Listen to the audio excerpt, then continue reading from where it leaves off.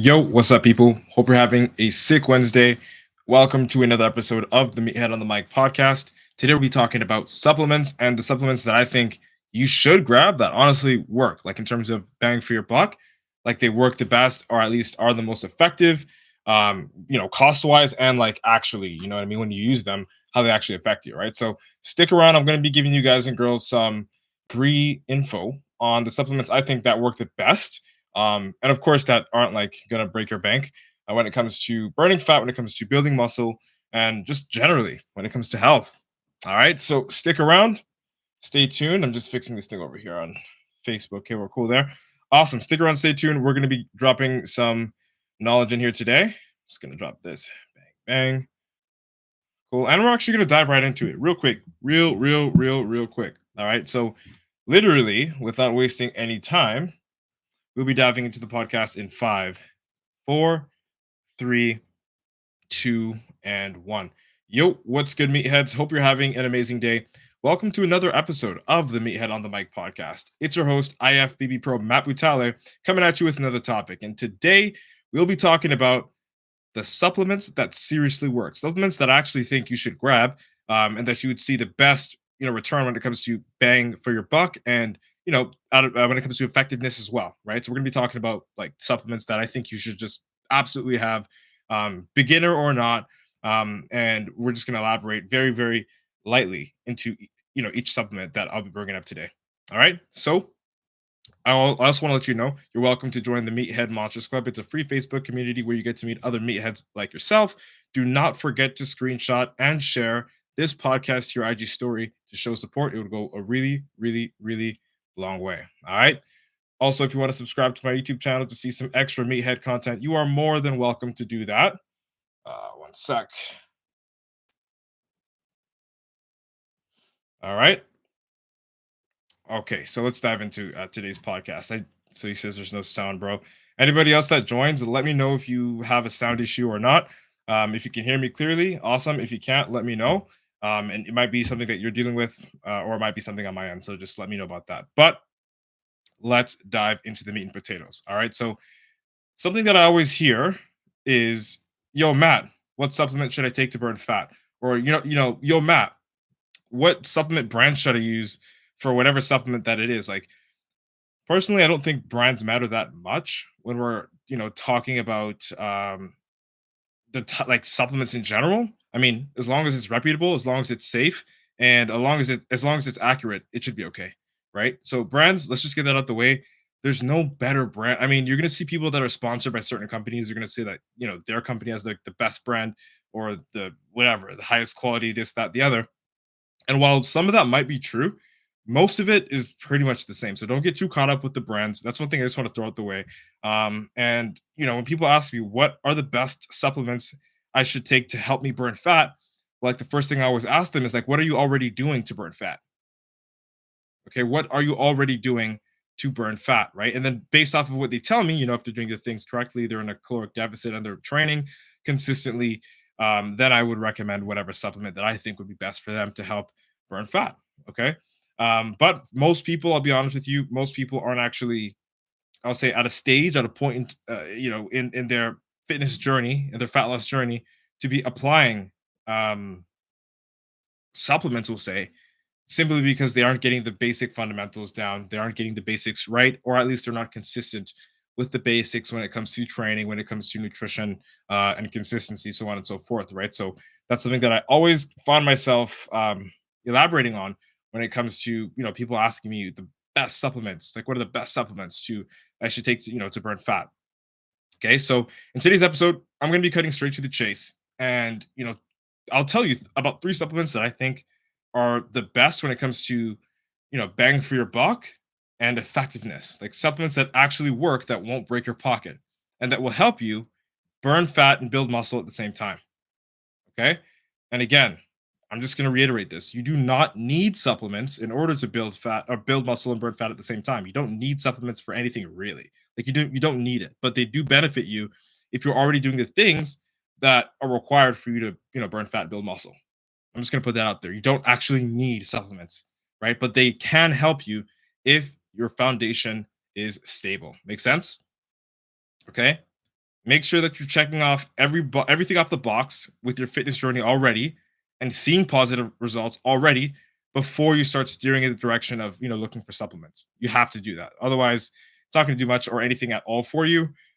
Simply because supplements don't make you, right. The same way, like, I'm a natural bodybuilder, but the same way that there are other bodybuilders that take you know that take PDs, and it doesn't do much for them. Or at least I'll compare the average Joe that takes PEDs, comparing them to a pro bodybuilder that takes PEDs. It works very differently within their bodies, not just because everyone's different, but also because the way that they train, the way that they eat, the way that they rest, so on and so forth, is completely different. Which is why you'll have some people that take PDs that don't even look like they take PDs. Then you'll have professional bodybuilders that take PDs and could be taking the same doses, but are benefiting a lot more from it. Same thing goes with supplements. You've got people that take supplements that don't even have the foundation right, and it does literally almost nothing for them. And then people that have their foundation straight, and they're taking supplements, and it's like doing all the wonders in the world for them. All right. So here are three supplements that are guaranteed to expedite the process of your fitness journey. The first one, super important, one of my favorites, and you're not even expecting this: caffeine. Okay.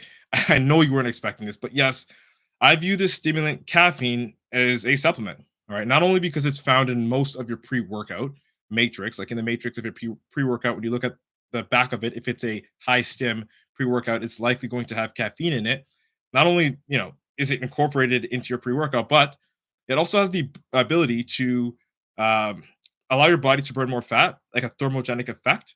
So it's like a two for one there, right? It's going to give you the energy that you need in order to train as hard as you possibly can. And it'll also, it has a little bit of a thermogenic effect that will help you burn a little bit of fat in the process. Okay, so grab yourself some caffeine at your local Walmart. Again, I personally don't like caffeine in my pre-workouts. Like, I like to control the amount of caffeine that I'm consuming. So when I take caffeine, I take it in the tablet form. Again, you could pretty much find that at any Walmart. And I would say anything between 200 to 400 milligrams once or twice a week, pretty much mapping it around your most intense workout, would be the most beneficial. Because again, you don't want to develop a tolerance. You don't want to become dependent on caffeine, especially in high concentrations, as it'll have diminishing returns, and you're going to end up feeling pretty much drowsy throughout the day after you have your crash. And even worse, when you do a caffeine break, it's going to feel a lot worse when you go through those small withdrawals. So I recommend once or twice a week. Honestly, 200 milligrams is amazing for anybody. But if you're like advanced intermediate and you really like you train really hard, yeah, up to 400 milligrams a day, or at least on the days of your hardest workouts, would pretty much do you good. Again, it will spike your energy and give you, we'll say, like a dramatic but temporary boost in performance. Like, you'll notice it, you'll feel it. It's like, for example, when some people take pre-workout and they notice their skin starts to tingle, right? Things like that. Do you know what I mean? It's really dramatic. You'll be able to feel the energy surge through you, but also you'll be able to feel the crash once it wears off. So be careful with how frequently you use it and the dosages. I would recommend, honestly, 200 milligrams for the general person once or twice a week, on, again, on your hardest training days. And if you're advanced, and 200 milligrams is nothing to you because you are already, we'll say, I don't want to say dependent, but you are already um, used to 200 milligrams because of the pre-workout that you take. Then you could bump it up to 400, or you can supplement it with your pre-workout. Okay. Again, as I said, don't overdo this one because you'll become dependent on it, and it'll make you feel drowsy later on in the day. It'll begin to give you diminishing returns, and it just won't. It'll suck because you'll struggle sleeping at night. Take it from me. I've made that mistake before. Um, all right. So caffeine. That's one supplement that I know for a fact it hits. It's cheap. It's not too expensive, and it'll actually give you what you want from it. Okay. And that brings us to the second supplement that actually works, in my opinion. And this one, really, I kind of hate to call it a supplement because, in my opinion, it kind of really isn't. It's more like food, right? And this one is protein powder. Okay. This is okay. I gotta really bring this back here again. This is the time where I remind you guys and girls that supplements aren't going to make you burn fat and build muscle alone. And when I bring up protein powder, it rectifies that statement because, again, think of it like this: your nutrition has to be on point already for you to be burning fat. And all protein powder is I'll say it's a tool that you can use to supplement for your nutrition. It doesn't really do much for you in the gym in terms of like increasing your performance. Like protein powder itself, no. You can get protein from whole foods and build muscle through that way, which I would recommend that you do most of, right? And only use protein powder if you're like on the fly. Only use protein powder if you've got to make 30 grams extra for your total protein intake for the day. Just use it to supplement your nutrition, never use it as a base. That's the worst way to use it, and honestly it's kind of silly, but I'm bringing it up because I know some people do that, not because they're stupid but because they just don't know better, which is why I'm here to talk about it. All right, so protein powder is amazing because not only do you get amazing amino acids depending on which protein powders you buy, honestly, from it, that are crucial for your health and your performance in the gym. But again, it's rather cheap and it's an easy method to help you upkeep your protein intake, when you're on the fly, as I said, or if you have trouble hitting a higher protein marker with your nutrition, with your macros, with 100% solid foods, right? So it's easier to drink a protein shake than to chew, 5, 6, 7 ounces of chicken, right? So if you're going to, use it, you're going to use it in almost like a replacement for the protein that you would get from a meal. But then again, you don't want to use protein as a replacement. As contradictory as that sounds, if I just to make this sound easier for you, just so you can digest this a little bit better, try to nail 80% of your foods or your protein through whole foods, and the last 20%, let that be through a shake, right? It's not going to kill you if you use a shake once or twice a day, right? But don't make like 5 meals out of shakes. That's not good for you. Okay. Also, again, as I said, there's no point in taking or buying protein powder if you're already hitting your protein goals consistently. As I said, supplements are here to supply your nutrition, not replace it, which is, what I said is like kind of contradictory to what I was talking about earlier. But seriously, it's not here to replace your meals, right? It's here to allow you to hit your protein macros with less difficulty, whether you're on the fly or on the road, whatever it is, right? Protein powder is a very, very quick way, very inexpensive and effective way to make sure that you hit your protein markers, um, you know, and stay consistent with your nutrition. And of course, staying consistent with your nutrition is going to lead you down the path to building muscle and burning fat at the same time. Cool? Does that make sense? Does that make sense to y'all? All right. So, and this one, the last supplement that I'm going to be talking to you guys about, and of course, this is like the best one, so it's like the best for last, in my opinion. My favorite one of them all, creatine. Hands down, it is not even probably hands down, it is my favorite supplement. Maybe it's up there with caffeine, but if I really had to pick, I would pick creatine. Honest to God. And before we dive into it, I want to let you know, like, again, I was talking about this when we started the live. It doesn't really matter which brand of creatine that you get, as long as it's a reputable and safe source. Okay. Personally, I use Allmax or Ultimate Nutrition. I'll be honest, I've been using Ultimate Nutrition for years since I like pretty much started bodybuilding. And I'll take between 5 to 10 grams a day, but in reality, all you need is 5 grams a day. You just need 5 grams a day for it to actually be effective. All right. Creatine can help you with so many things like muscle recovery, endurance, muscle biovolumization, which is just a fancy word for bigger muscles, like actually larger muscle bellies. And the way you actually get larger muscle bellies with creatine is that, well, creatine, it bonds with water and it'll retain water in your muscle bellies and give it that look where it's a little bit fuller. It kind of will take away from the detail of it, but again, if you actually care about growing muscle, you know that there's phases, there's times and places to look shredded and not look shredded. And it actually does help with the size of the muscle, but more importantly, the performance is where most of the tricks are at, in my opinion. Okay. And also, again, guys and girls, like protein powder, you can get creatine from whole foods like beef, fish, or any poultry, really, for that matter. But I'll be honest with you, the volume of food that would be required for you to consume 5 grams of creatine from would be a ridiculous amount, like a ridiculous amount of whole protein sources. Like nobody eats that much whole protein, right? To be able to accumulate 5 grams of creatine from their diet alone. Again, our body also does secrete creatine, so it's something that is not foreign to us, and supplementing with it is only going to make our transformations a lot easier, better, and give us a lot more results naturally. right? So this is like the again, as I said, it's my favorite supplement because it's like the best supplement that you can get as a natural. Okay.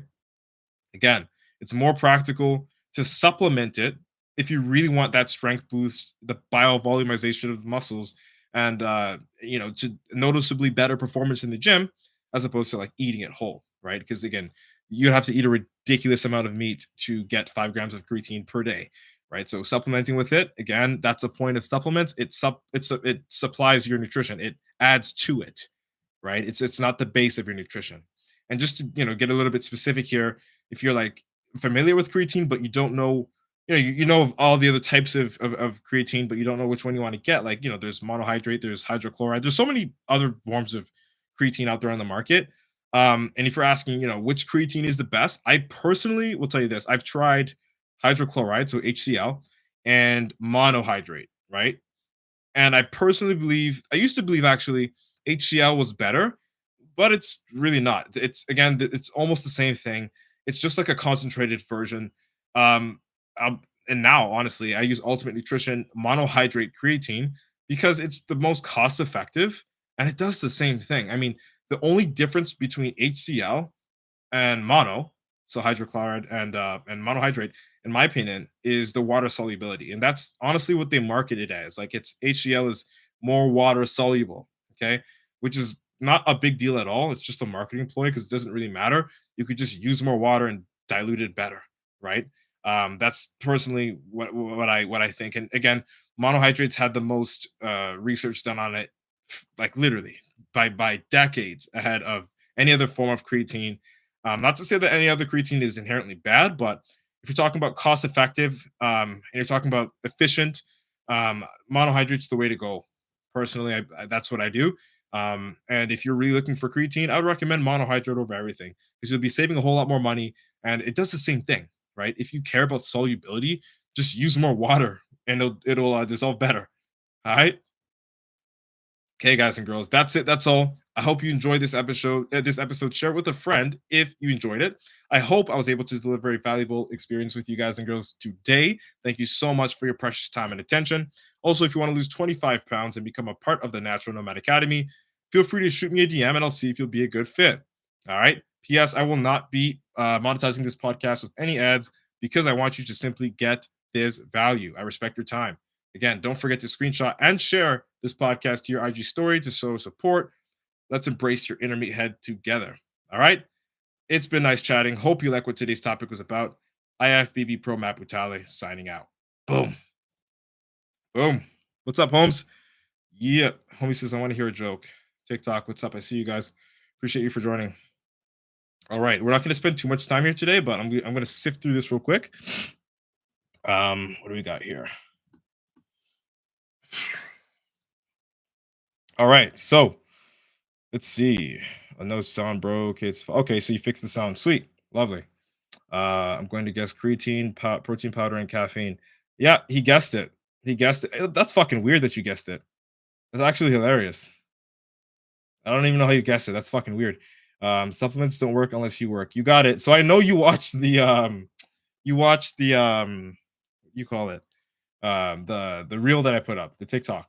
Mike. Shout out to Mike. Shout out to everybody that joined actually. Homie says nice. A term not talked about, diminishing returns. Yeah, yeah.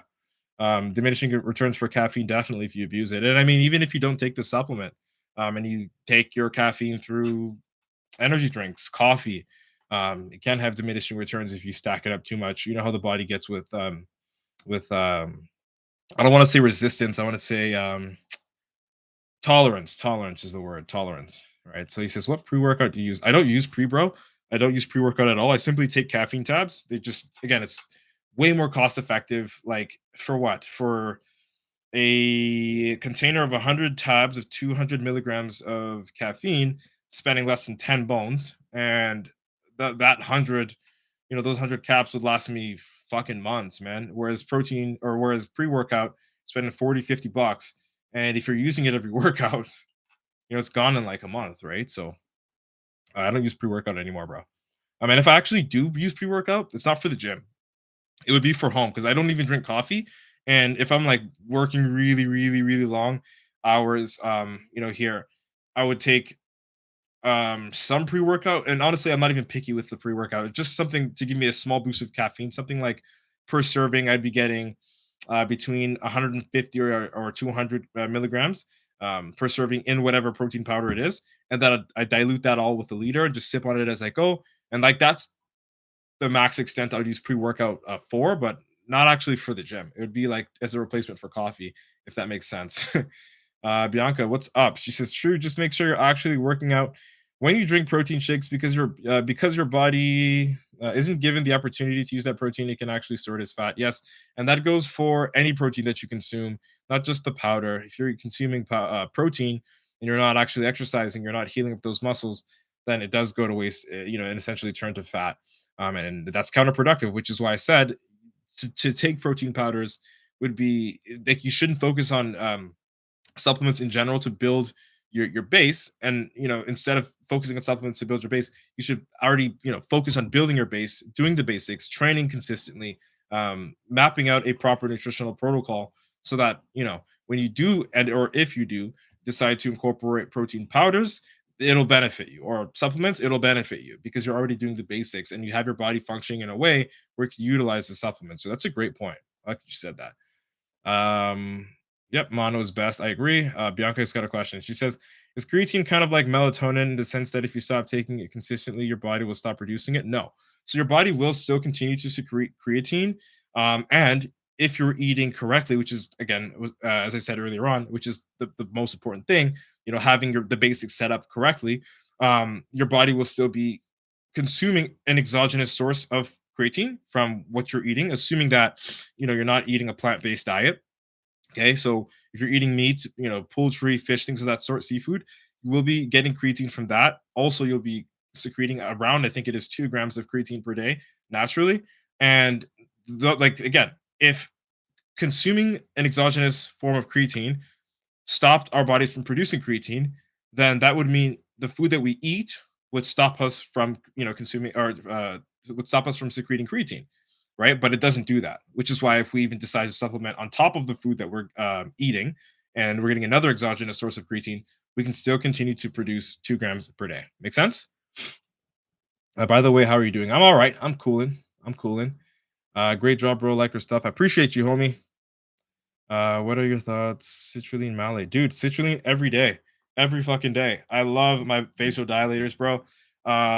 So the way that I label it, the way that I do it is, so like these are my go-to supplements. At least that are in powder form, because I do stack a whole bunch of like, extra vitamins and things like that. Honestly, that's its own video. It's quite a lot.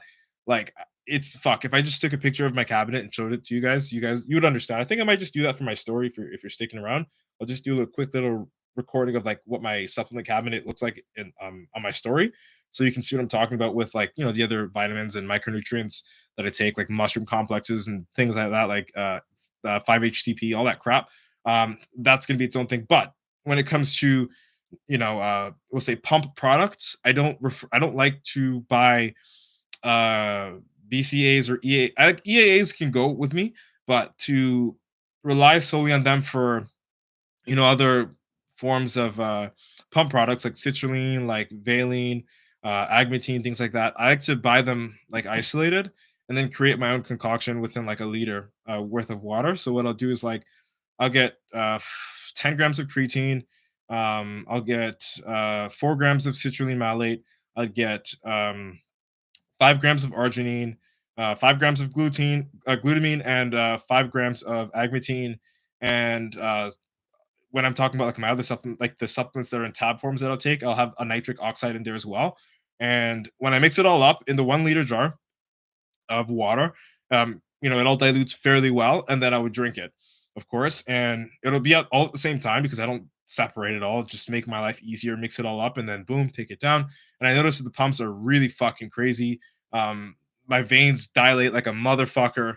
It's just a whole lot better. I get a crazy, crazy, crazy pump and a crazy workout whenever I use vasodilators, and citrulline has always been a staple in my cabinet, bro, 100%.